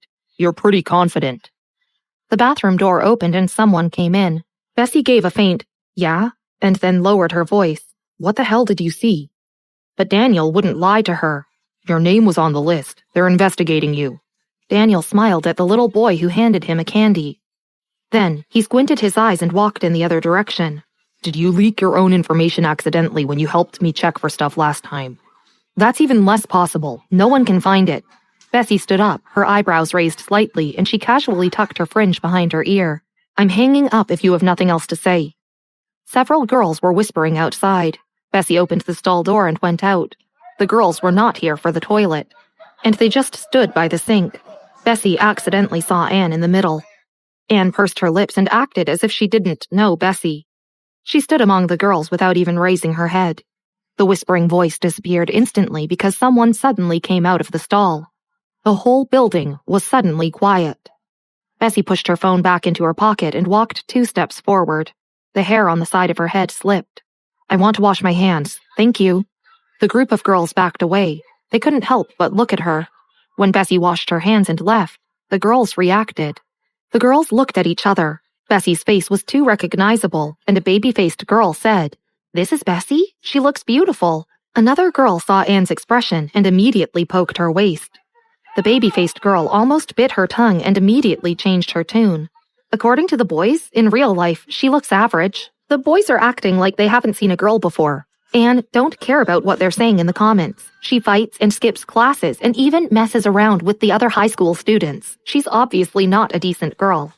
The first lesson in the afternoon was Mr. Scott's math class. Before class, Paul took out his mobile phone and found the post on the site. He kicked the chair in front of him and handed his mobile phone to Kenneth. Kenneth, the new girl is the most popular girl now. It's Anne's sister, isn't it? Kenneth was doing a math problem and he didn't even glance at him. The class is about to begin. Damn you. Paul took back his phone and saved the photo. The teenager sitting beside him laughed. Kenneth only has Anne in his heart. Paul, you can forget about it. Paul held a pen in one hand and his cell phone in his other hand. He looked at the Brightbow High School's social media and, after a while, suddenly said, Did she really fight with the group of high school students? How did you know? Several boys around him were very concerned about Bessy's affairs and they immediately turned over. Paul pointed at a post and frowned. She's provoked Brian Jake's group. After school, they want to go find her. At the mention of Brian Jake, everyone in the back row scoffed. They glanced at Kenneth and were afraid to speak. Previously, only Thomas Smith could match up with Brian Jake, but he had already graduated 2 years ago. There was only Kenneth now. However, Kenneth was cold and spoke little even to Anne. It seemed like he had a bad impression of the new popular girl and probably wouldn't help her out. So, she'll only be having a hard time in school from now on. Bessy supported her chin and sat down with her back leaning against a wall. She closed her eyes and lowered her head halfway so that her fringe fell over and crossed her brow bone. At the end of the afternoon class, Mary handed over her notes to Bessy and whispered, "Do you want to look at these?" Bessy sat up and took it slowly. She kept the paper and smiled slightly at her deskmate. "Thanks. Do you know where I can buy books?" "No problem," Mary blushed. Sure enough, even though her new deskmate looked fierce, she was still easygoing. "I'll show you where." Bessy wanted to buy extracurricular books, so Mary took her after school. She told her about the school on the way. "There's someone you must not mess with in our school." Mary had been from Brightbow Middle School, so she knew everything about Brightbow High. Anne. Before you, she was the most popular girl here. Bessy had one hand in her pocket and the other hand held her phone. She raised her eyebrows when she heard this. Anne Smith is very powerful and is one of the top 5 students in our school. Not only is she pretty, but she also plays the violin. Every afternoon when she has practice, people will go over to watch her. Most importantly, Kenneth is protecting her. Mary lowered her voice. Some girls who didn't like Anne have been taken care of by Kenneth. The two talked as they walked outside the school. The 3rd year of high school was released late, and many people hurried home from school for dinner, and the road was quite empty. Nearby. Anne, I heard your brother is back. Paul held a cigarette and lit it, smiling. He used to call her Popular Anne. Anne's expression remained the same. Yeah? Kenneth stood by her side, and although he was neither warm nor cold, his attitude was much gentler. Paul laughed. I want to have half of your brother, so my dad won't deduct my pocket money. He took a puff, and before he even looked up, he heard the roar of a car. It was very loud. Paul rubbed his ears and stepped aside, cursing. The car stopped not far ahead, and it was clear that they were surrounding the two girls. A fiery red car was in the front. Obstructed by the car, one of the girls' thin, arrogant figures looked extremely familiar. Anne took a step back and lowered her eyes. Brian Jake is in the front. Shall we go a different way? Kenneth frowned. There were 2 girls in front of him, facing away. He couldn't see their faces, but one of their thin backs looked quite arrogant. Before he spoke, Paul said, Anne, go back first. If there's a fight here, I don't want you to get injured. Paul had specifically detoured here. Anne glanced at Kenneth. He wasn't bothered by the chaos in front of him, and his face was relaxed and calm as usual. So she was relieved. My driver is over there. I'll go back with him. She paused and said, Go back soon, too. Anne got into the car, but the driver didn't drive off right away. He said hesitantly, Miss, over there, that's... It's okay. I'm hungry. Let's go back. Anne tilted her head and smiled. The driver started the engine and drove away. Mary's face turned pale as she looked at the cars surrounding them. She clutched Bessy's hand. That's... She looked at the teenager sitting in the red car with his eyes narrowed, as if he were watching his prey. Her voice was tense and her palms were sweaty. It's the high school bully, Brian Jake. The same Brian Jake who people were discussing in math class. Mary fidgeted nervously when suddenly a low, hoarse voice laughed behind her. Will this incident give Bessy a chance to practice her moves, or is it a signal of danger for both Mary and Bessy? Episode 8. I Was Never a Good Person. Mary's heart started beating faster than she could count. She looked up slightly and saw that her fierce deskmate's eyes were squinted, and she was even whistling. Her voice was casual, and she had one hand in her pocket. She turned to the side and looked at the cars of teenagers around her. Why is this girl still laughing? Wondered Mary. There were too many rumors about the school bully. The thought of it turned Mary's legs into jelly. She clutched Bessy's wrist, her knuckles raised and her fingertips white. Not far away. Kenneth, Brian and the others who bullied our classmates are right in front of you. Paul was anxious. He bit his cigarette, touched his hair and raised his eyebrows at Kenneth. Kenneth raised his eyebrows. His appearance was mild, but his eyes were cold. What does it have to do with you? His gaze fell on the crowd in front of him. In the middle, the girl with her back to him casually stood there. She was rather tall and skinny and didn't look over. In the setting sun, her face was bright and demonic. She looked calm and arrogant, and was clearly a tough one. Kenneth paused. It was no wonder Paul dragged him here too. The scene was indeed entertaining. Kenneth, why did you stop? Kenneth didn't answer, so Paul grew anxious. His hair was short and stiff and matched his stubbornness. Brian, that guy got out of his car. Okay, forget about it if you don't like our new classmate. But you've known that girl in the student committee for 2 years. Can you really leave her to die? Kenneth seemed a little silent, so Paul didn't think much about it and just thought he had agreed. He took a step forward and said loudly, Mary, bring the new classmate over here and make way for Brian. Paul's voice was quite anxious. As Mary heard Paul's voice, she lowered her eyes and pursed her lips tightly, her body tense, and her loosely fit school uniform making her seem very small and delicate. Holding Bessy's hand tightly, she walked in Paul's direction. Brian was famous for his fierceness. When he first transferred to the school, he became the leader of the local bandits. His reputation as the school bully spread widely. The rumors in Brightbow High were all about his evil deeds. He had a tough background, and even the underworld didn't dare to mess with him. How could these regular students possibly afford to mess with him? Even Mary, a good student, had heard of him. After what Paul said, she quickly pulled Bessy and wanted to drag her away.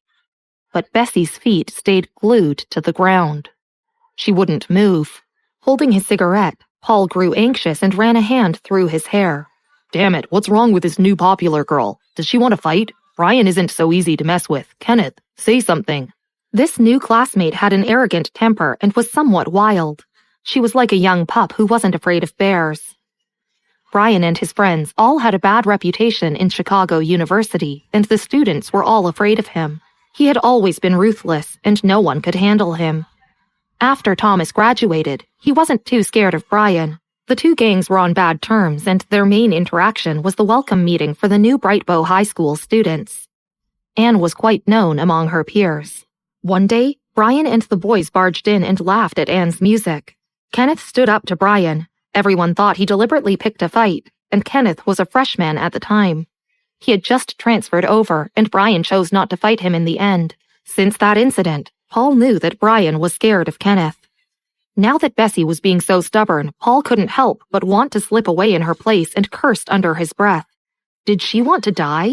Mary watched the school bully get out of his car, her face turning even paler. She said in a trembling voice, "Bessy, we have to go quickly. I'll explain it to you later." She was still pulling on Bessy, her palms sweaty and trembling. This reaction was expected from an ordinary student, who saw the school bully that even the underworld didn't dare touch. Bessy patted Mary's shoulder. Her expression didn't change, and she stuck her hand in her pocket, squinting at them. She still acted like a big boss, wild and crazy. But Mary was not comforted. Her legs were soft and she couldn't move. She was about to faint. The teenager in the front walked towards them. He had beaming eyes, a distinct silhouette, and a mysterious aura. White smoke burned between his fingers, and his whole being could only be described as evil. Seeing that Brian was walking over himself, Paul finally moved. The group of people not far away also thought that this new student was finished. Kenneth looked at Brian Jake. His clear and dark eyes shifted slightly, and he was about to say something. But then he heard Bessy say, "Brian, get someone to get Mary back. She can't walk." The scene fell silent. Brian glanced at Mary and immediately laughed. It was an easygoing laugh that didn't sound like a school bully at all. He immediately turned and picked a teenager who looked like a good student to send Mary over. Then he came over again and looked at Bessy. He smiled, surprised. Come on, Bessy, how could you not tell me you're in Chicago? Bessy tugged at her school uniform. It was decided last minute. The letter from Principal White was already a year old. Brian was still dissatisfied. He was handsome and had defined features. Then why didn't you text me? I just arrived yesterday. Bessy motioned to Mary, but when she saw that Mary was still stunned and didn't respond, she turned to her side and kicked Brian. She raised her eyebrows and said, "Tell your friends to get lost. They're scaring my friend." Brian motioned his friends to walk away. Mary was obviously not in a good state, so Bessy was ready to buy books herself. The boy beaten up by Bessie Miller at noon didn't walk away. His colorful hair drooped. Boss, she's... Brian crushed his cigarette rather gracefully. He glanced over coldly, and the corners of his lips curled up in a smirk when he heard that. My predecessor. He didn't even wait for them to respond. Bessy, where are you going? I need to buy some books, she replied concisely. I'll go with you. As his voice drifted away, Mary, who was still glued to the same spot, still didn't respond. The bully's friend, who she had been so terribly afraid of, said carefully to her, Hey, are you going back to school or are you going for lunch? Mary's head was a bit empty. She felt like she was dreaming. Not far away, Paul's side was also silent. Even Kenneth couldn't react for a while. Bessy was much calmer. She just got a few books and her phone vibrated a few times. She took it out casually. It was an undisclosed number. There is a new mission specifically asking for you. Do you want it? Bessy looked at the message for a while, then she handed her books to Brian to hold before texting back. Is the person placing the order sick? Her price was 10 times higher than the market price. Without waiting for a reply, she quickly texted 4 more words. I'm not taking it. Brian took her books and paid for them. He flipped through the books selected by Bessy and realized that they weren't study materials, but original copies of foreign books. They were books that were of no interest to anyone. He knew that Bessy liked to read. Bessy's entire study was full of her books, and she especially liked reading the original text.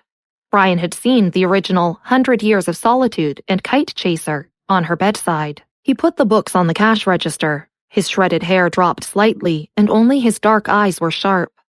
Brian paid, and Bessy didn't argue with him. After sending the message, she put her phone back in her pocket and walked outside first.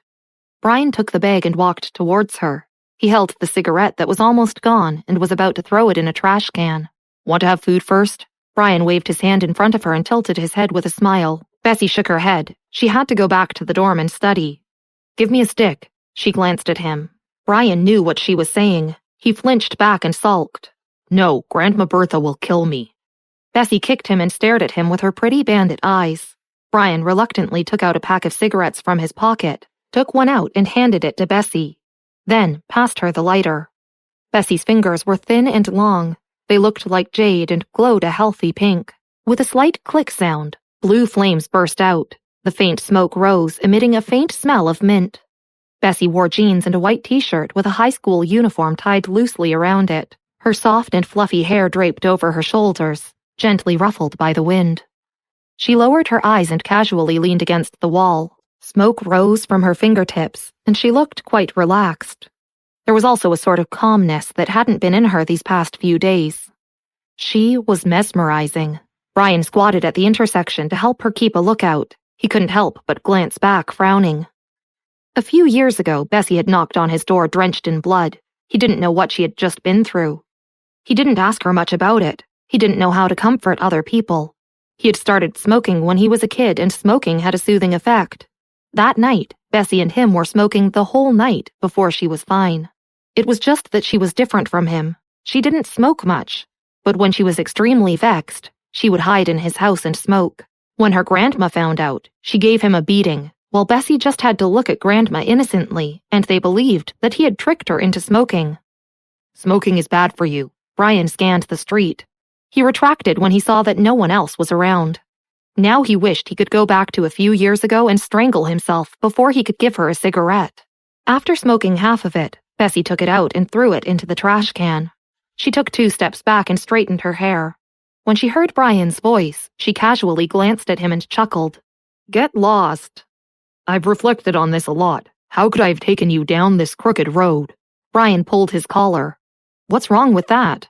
Bessy told Brian to pass the books to her. Her voice was faint, but her eyebrows gathered and she smiled cynically. "I was never a good person." "You are a good person." Brian was very serious. While we wonder about the relationship between Brian and Bessy, the mystery about the job request still remains unknown. Episode 9. Are you recruiting a part-timer? Brian knew that Bessy was no less than a gem. He valued her for her views and good deeds in the past, which reflected her humanity and also her upbringing by Grandma Bertha. Bessy knew that Brian was a man of his word. Thoughts racing, Bessy walked forward with a bag and waved in Brian's direction. "That's because you don't understand me." She returned to her dorm. There was no one inside, so she had a short time for late self-study. The seniors returned to class after their meals. Bessy placed the book on her desk. She opened an iron box, took a white sleeping pill from it, and swallowed it. After taking the medicine, she didn't go to her class immediately. Instead, she took out her black backpack, unzipped it, and took out a very heavy black cell phone. The phone screen was still black. She pressed the screen and pushed the power. In less than a second, the phone lit up. But it wasn't the home screen. Instead, a map page appeared with a red dot on it, which landed in the school medical office. Bessy got to thinking. Her eyes were rolling and hands were tapping her lap as if she was planning something really important. Soon, she heard someone was entering her room. She quickly hid her device and turned to check who it was, but then sighed with relief as it was just Mary. Meanwhile, in the Smith's house, Thomas didn't go out today. The family sat at the table to eat. David asked about Bessy and was surprised to hear that she was staying in school, but he didn't say anything and instead asked, "Do you know Principal White?" Grace didn't know of Principal White, but Thomas, who had returned from the capital, had news. Grace placed a spoonful of vegetables on Anne's plate. "I heard from my mother that Principal White went to Fairfield to help the poor 3 years ago." Everyone at the dining table were talking about Bessy. Anne's spoon fell against the bowl. A few people looked at her and David was concerned. "What's the matter?" "I think I saw Bessy after school in the evening." Anne hesitated. She was with kids from Baybridge High. Though she said it casually, it was enough to get Grace angry. "Baybridge High?" Grace raised her voice. "Isn't she in Brightbow High?" Anne was looking down, squeezing the spoon in her hand. "I heard that she was in a fight with them earlier, and the same people came back in the evening. I'm a little worried for her."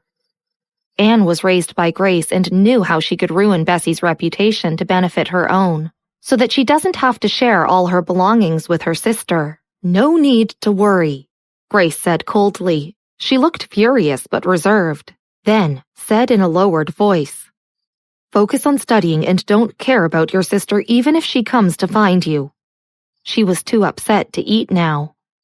David was still eating, not asking much.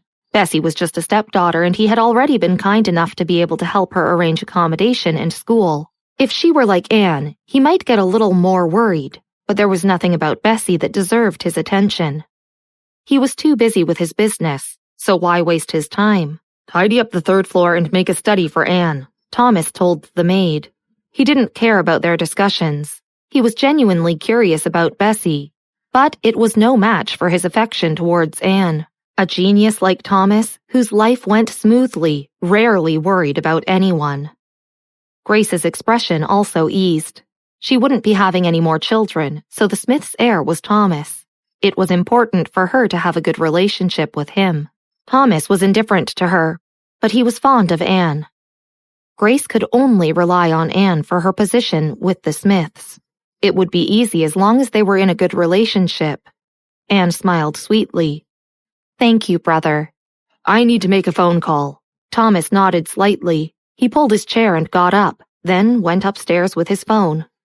There was a very mild and apologetic middle-aged sounding voice on the other end of the phone. "Mr. Smith, we can't take your order. I have already returned your deposit to your card." Thomas was startled, but managed to be polite. "May I know why?" "Sorry, it's for personal reasons, so I don't know either." The voice replied very politely. Thomas hung up. He looked down, hiding his disappointment. He wasn't in the mood to continue his dinner downstairs anymore, so he sat in a chair in the study and looked at his phone, slightly annoyed. But within 5 minutes, a message arrived, saying that a refund had been made. "Are you in trouble?" Not long after, David pushed open the door and asked casually. Thomas had always been a genius. When he was a freshman, he started a company with his friends. Though David wasn't clear about the specific content, he knew that Thomas had his own opinions. He rarely saw him so anxious that he wouldn't even eat.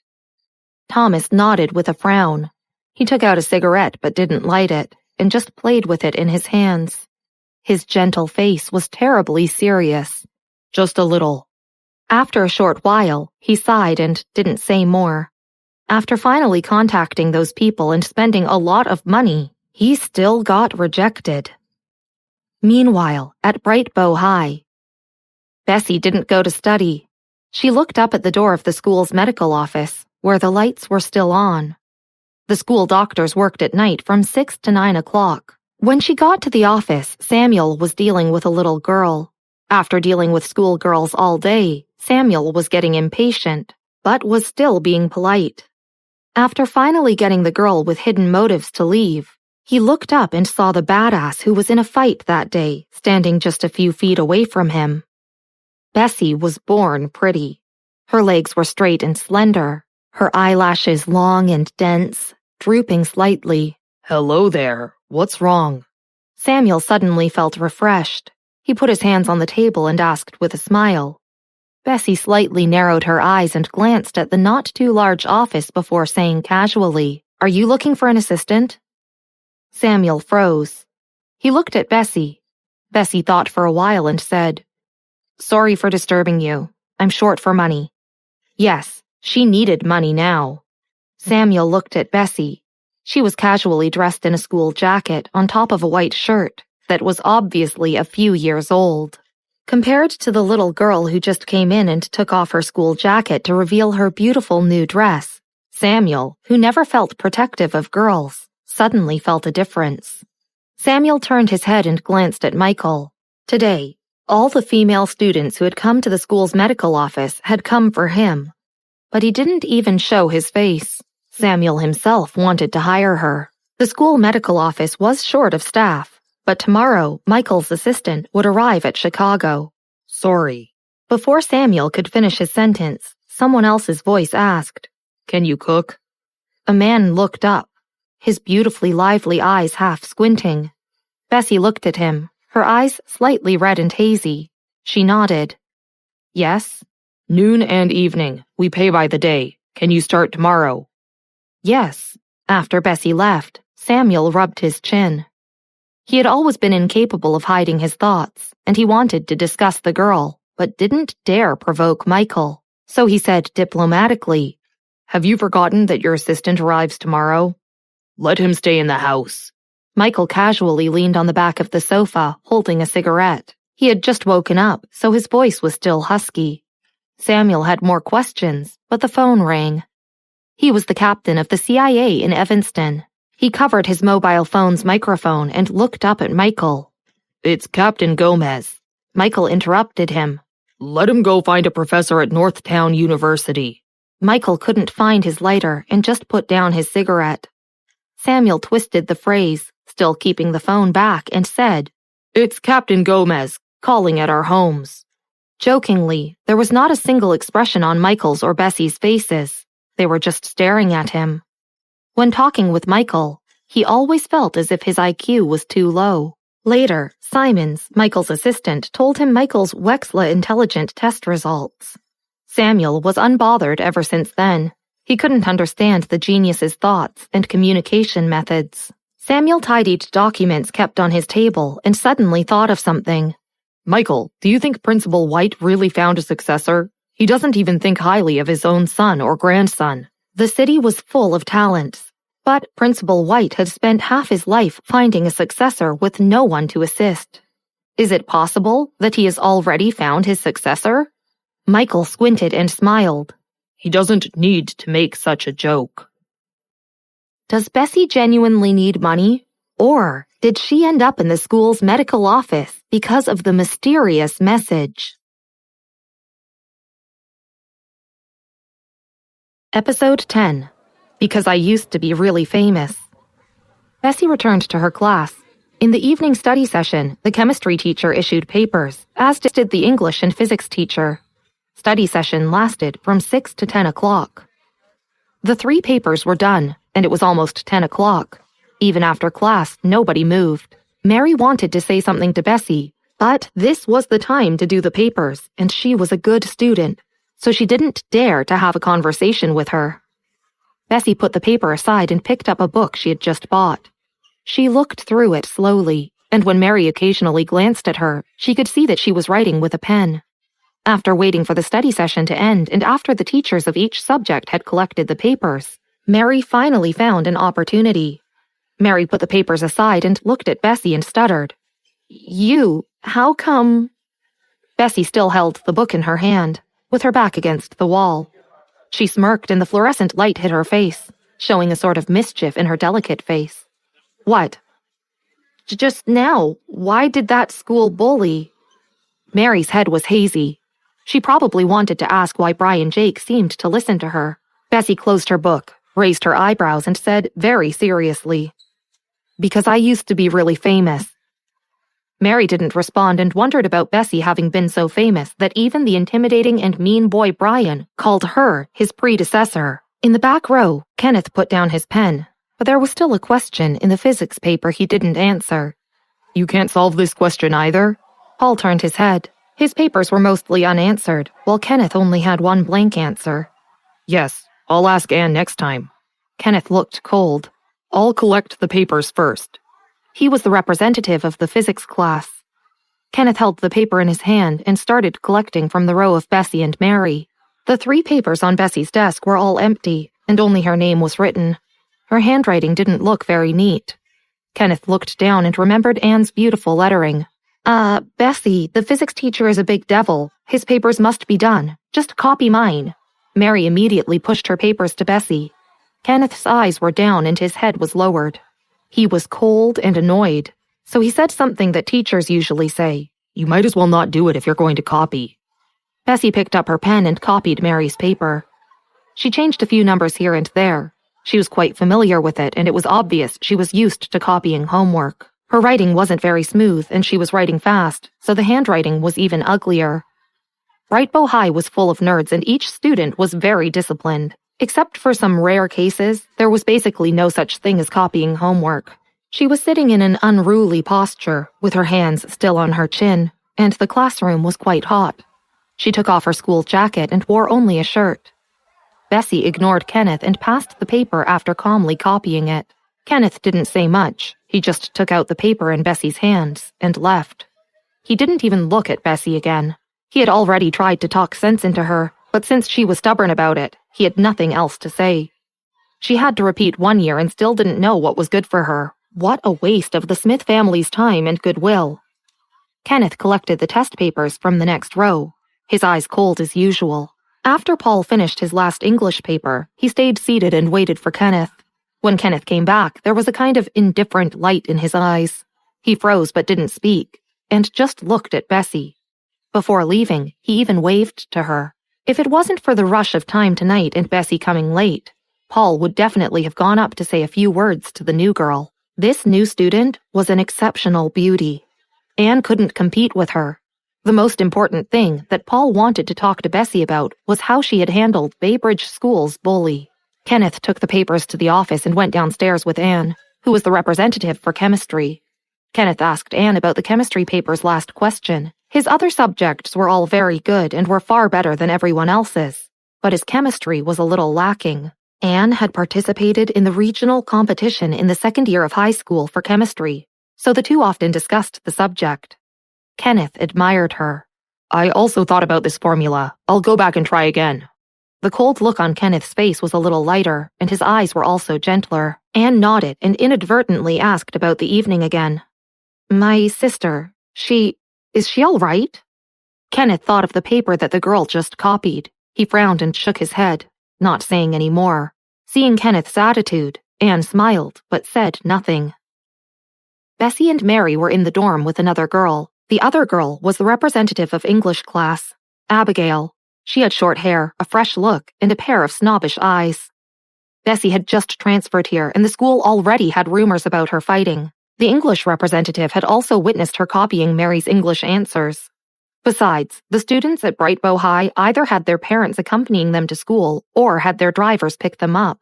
Those who stayed in the dorms were mostly not from a well-to-do background. The clothes Bessy wore were very average, and they looked like they'd been worn for several years. Abigail fiddled with several bottles of high-end skincare products on her desk, making a bunch of noise. Bessy put on her pajamas after taking a bath. The pajamas had a large neckline, and she didn't even care about her appearance. She loosely exposed her shoulder, which was partially visible, and there was a fiery red color on her shoulder. It looked like a tattoo. She was already pale, so the red tattoo seemed even redder and more obvious. Maybe it defined her personality, which was fierce and strong. Abigail gave her one more look. Bessy didn't care. She climbed back on her bed, lowered the curtain, and opened the iron box filled with sleeping pills on the bedside. She took a pill, thought about it, and got another one. This time, she swallowed without water.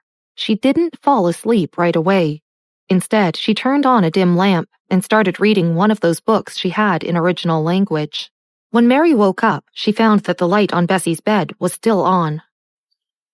In the early morning on the next day, Bessy and Mary went to their classroom while it was still quite early. The entire campus was pretty foggy. Bessy sat sideways on a stool, legs casually crossed. She lazily went to take her extracurricular books from under the table. Several light blue envelopes fell to the floor. There was also a light pink heart on the envelope. Bessy picked it up and put it back again. Mary glared at her. Bessy, this is a love letter. There are several of them. A few of the students around them looked at this. Many people in the class had received love letters, especially Paul and Kenneth, but it was really rare to receive so many letters on just the second day of school. Bessy gave a faint before opening her extracurricular book.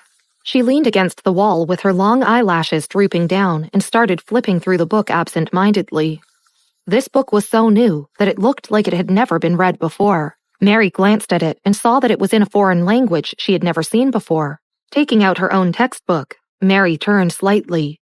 Are you not excited about receiving so many love letters? Bessy turned another page, and with her movements, the wide sleeves of the school uniform slipped down. It's not like I've never gotten them before. Mary didn't say anything. They had lunch. Abigail went to a class downstairs to wait for Anne. Anne was a top student and from a good family. She was picked up and dropped off by a luxury car every day and even had a good relationship with Thomas Smith, the talented young man on the honor list. Kenneth was also protective of her. She was the main topic of every boys' and girls' discussions. At first glance, it was obvious she wasn't an ordinary person. Not just the English class representative, most girls in the school wanted to be close to Anne. She's still pretending to read the original text. Abigail was talking about how Bessy had taken Anne's status as the school's most popular girl and was very dissatisfied. Do you know she copied all 3 papers last night? She doesn't even understand foreign languages. How could she still pretend to read the original text? Kenneth was so angry with her. I really don't know what's wrong with the boys in our school. Besides her face, what else does she have? Anne had long known that Bessy wasn't good at studying. She pursed her lips and ate 2 more bites of her sandwich. Today, Michael's kitchen wasn't ready. Bessy only came by in the evening. She was going to cook lunch and dinner for Michael. There was a fine kitchen in the corner of the school doctor's office. All the ingredients were there, but there were no vegetables. Michael was wearing a black shirt and had a keychain in his hand. His brows were clearly defined, and the group of girls dangling in front of the school medical office were giving him a headache. He opened the car door. There's a patient with Samuel. I'll bring you the ingredients first. Michael drove to a private hotel not far from Bright Bow High. Bessy glanced at it, knowing roughly that this place operated on a private membership card system. Michael parked his car and casually put his hands on the steering wheel before answering the phone. Bessy opened the door and got out of the car when Grace just parked her car. Her sister-in-law from the Smith family arrived today, and David had reserved a table in a private restaurant weeks in advance. She had come over after going to her spa. The driver parked the car and she got out. As soon as she saw the girl who was wearing a plaid coat, her face froze. The Smith family wasn't only the richest family in Chicago, but they were also famous, and everyone in the Smith family shouldn't be underestimated. Grace didn't want her in-laws to see her daughter, who was poor and lacked etiquette.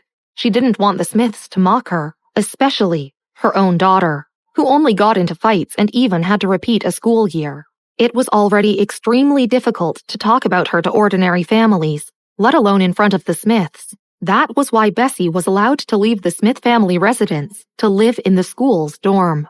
Why are you here?